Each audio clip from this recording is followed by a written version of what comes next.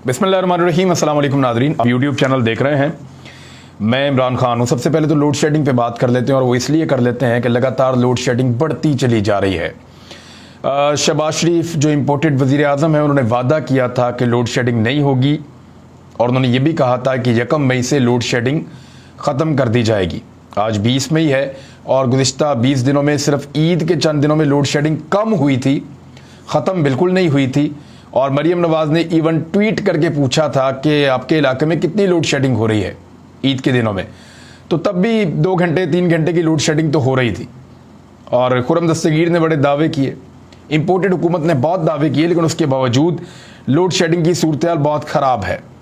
मैं आपके सामने आदादुशुमार रखता हूँ, फिर आपको बताता हूँ कि एक्चुअली हुआ क्या है। शाहिद खान अब्बासी का कहना है कि 1 घंटा लोड शेडिंग से $125 मिलियन जो है वो पाकिस्तान के बच जाते हैं। तो हम पाकिस्तान के डॉलर्स बचा रहे हैं, तो ये जो नुकसान होता है उससे पब्लिक का, वो कौन भरेगा? यानी डॉलर्स बचाने का सबसे आसान तरीका अगर ये है तो फिर आप बिजली पैदा करनी बंद कर दें, पाकिस्तान को ले जाएं।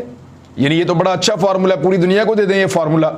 और क्या साइंस पैदा की है शाहिद खान अब्बासी ने, तो ये फार्मूला पूरी दुनिया को दे दें और दुनिया में बिजली बनाना बंद कर दी जाए, ताकि डॉलर्स और पैसा, इंसान के वसाइल बच सकें।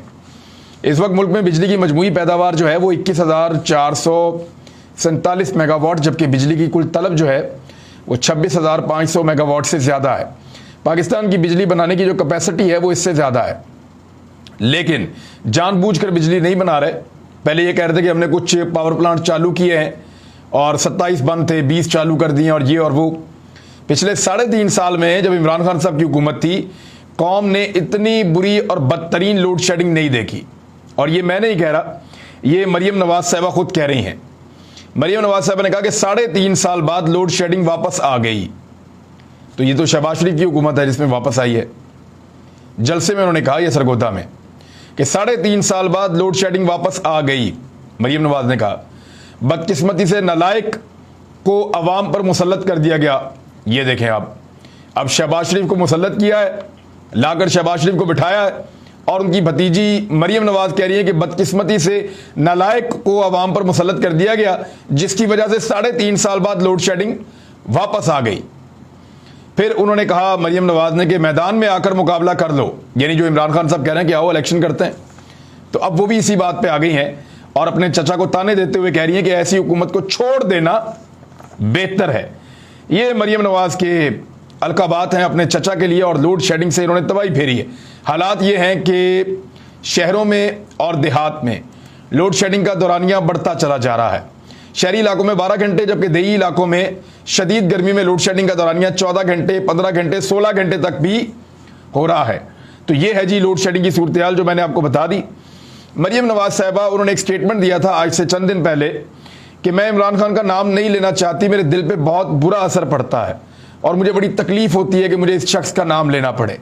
लेकिन उनका ये गिनती की गई है, और ARY न्यूज़ ने की है। वैसे ARY पे मरीम नवाज ने चढ़ाई भी कर दी है बहुत बुरी तरह, और वो ये कह रही हैं कि इमरान खान ने इनको बहुत फ़ायदे दिए, और इमरान खान और ARY मिलकर गालम गलोच कर रहे हैं और कंपेन चला रहे हैं, और इस किस्म की चीज़ें उन्होंने कही।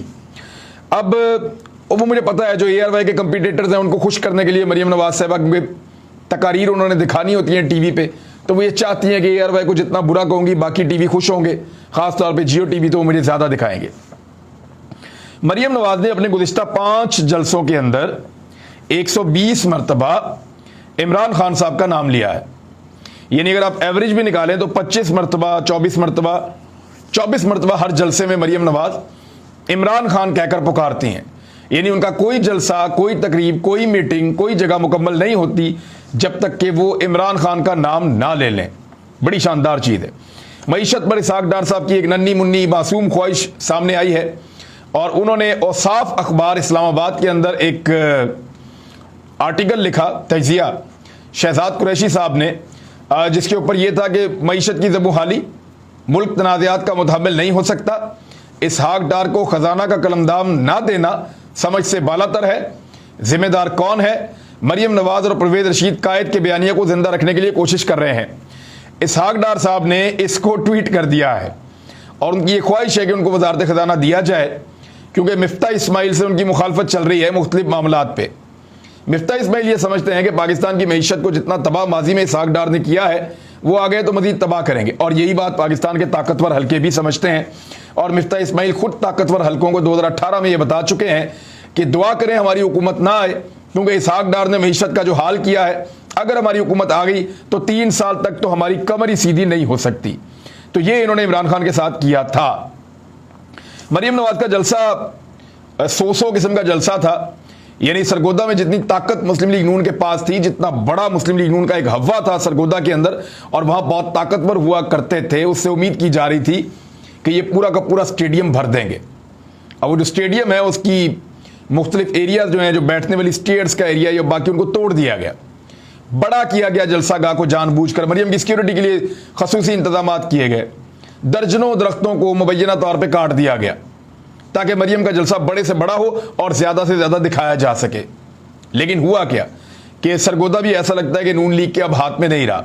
नवाज शरीफ जब सरगोदा में जलसा करते थे तो बहुत बड़ा जलसा हुआ करता था, तो लगता है कि सरगोदा के अंदर भी मुख्तलिफ रिजल्ट आने वाले इंतखाबात में होंगे। फजलुर रहमान साहब ने गुस्से में आकर अदालत के ऊपर चढ़ाई कर दी है और अदालत से गिले शिकवे शुरू कर दिए हैं कि अगर हम ट्रांसफर पोस्टिंग कर रहे हैं FIA में या मुख्तलिफ जगहों के अंदर तो ये हमारा एग्जीक्यूटिव का इख्तियार है, अदालत इसमें मुदाखलत क्यों कर रही है?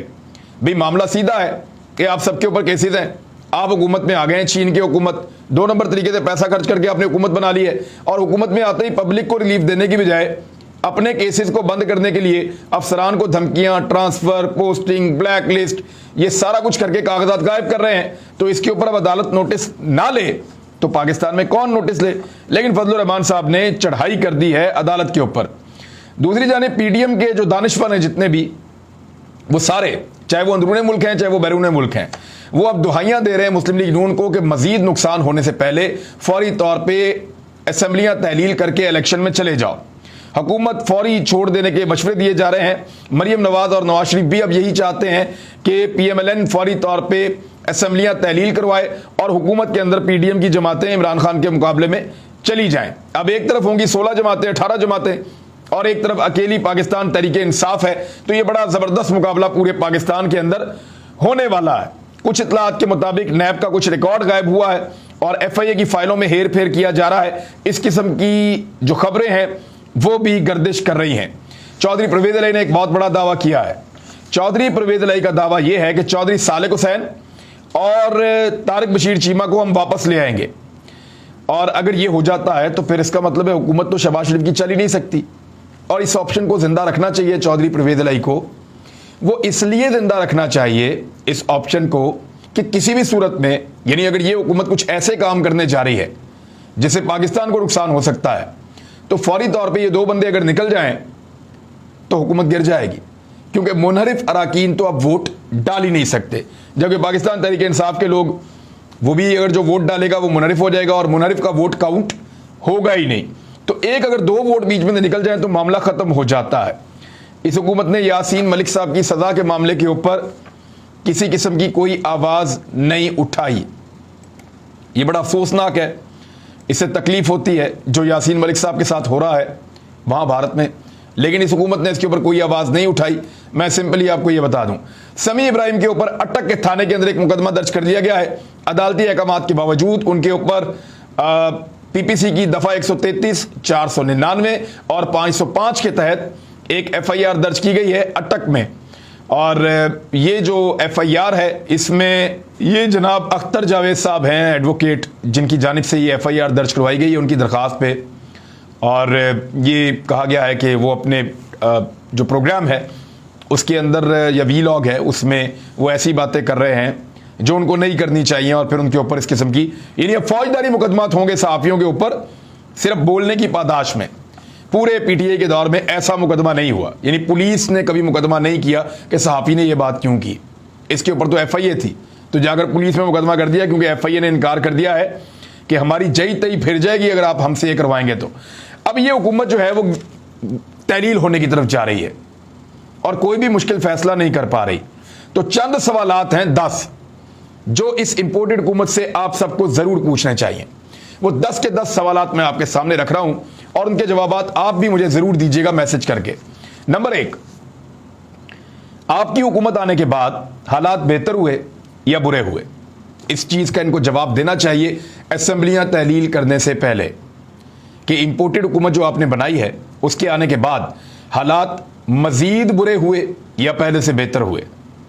नंबर 2, आपके दावे थे कि आप हालात को संभाल लेंगे और आपके पास एक तजर्बाकार टीम है। आपके दावे सच साबित हुए या झूठे साबित हुए? आपकी तजर्बाकार टीम काम आई या नाकाम रही? नंबर 3, अगर आप 1.5 साल तक हुकूमत को चला नहीं सकते थे तो फिर हुकूमत में आए क्यों थे? क्योंकि आप तो यही सोच कर आए थे 1.5 साल बाकी पड़ा है, हुकूमत को चलाएंगे। अगर नहीं चला सकते थे तो हुकूमत में आने का फायदा क्या था? नंबर 4, इमरान खान तो चाह रहे थे कि वो हुकूमत को चलाए। जीडीपी ग्रोथ शानदार थी, 6% नमू चल रही थी, जबरदस्त माशी अदादोशुमार आ रहे थे, फॉरेन रेमिटेंसेस जबरदस्त चल रही थी, हर चीज जो है वो शानदार चल रही थी पाकिस्तान के अंदर। तो फिर हुकूमत को गिराकर तबाही क्यों फेर दी? इमरान खान के दौर में सिर्फ एक मसला था कि महंगाई थी, और अब वो आप सारे कहते हैं कि उसकी आलमी वजूहात हैं, पाकिस्तान के अंदरूनी हालात की वजह से या बैड गवर्नेंस की वजह से या हुकूमत के कसूर की वजह से महंगाई नहीं है। आपका ये मानना है, आप सब ये कहते हैं अब।